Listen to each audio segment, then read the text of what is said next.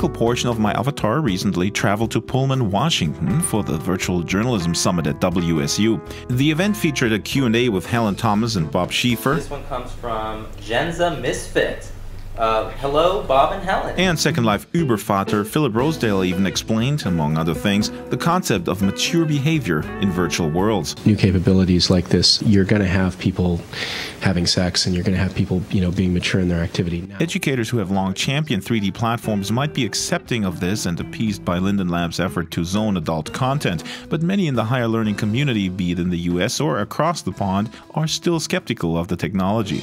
In the UK, the University of Cambridge has recently celebrated its 800th birthday. This is where sociology grad student Dareth Denimore has worked on his sex and relationships in virtual world study.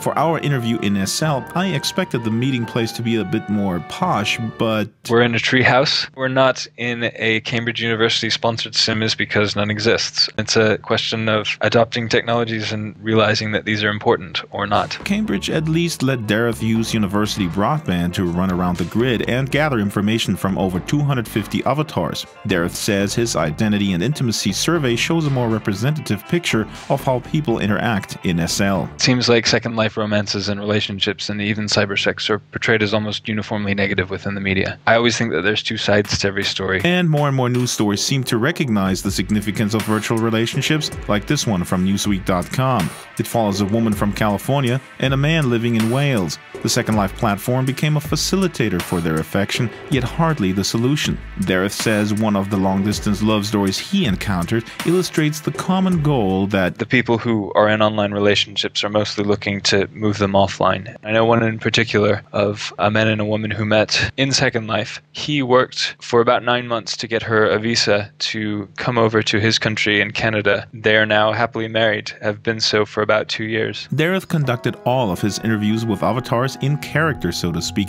and in their natural habitat, a major point of his methodology. It would be a different interview if somebody had even switched avatars, let alone talking to me face to face. That's part of the medium. Just let them tell their stories, is representing who they are within Second Life. Dareth hopes that treating virtual activities as seriously as any other cultural phenomenon will further legitimize the space. Sociology is a degree in people watching, and wherever there's people, you can apply sociology. At the same time, he seems well aware of the real problem with any new technology, the sheer inability for some to adopt it, even if they wanted to. We in the West have an extraordinary privilege to be on Second Life. There are almost no people from Africa, from South America, except for Brazil. People are just starting to come in from Asia, and there are issues of censorship. We take it at our peril if we say that this represents the future for the world ahead. There are still a lot of divides in terms of class and access. Closing the access to knowledge gap on a truly global scale, not just between reluctant European elite universities and their more enthusiastic Ivy League counterparts stateside,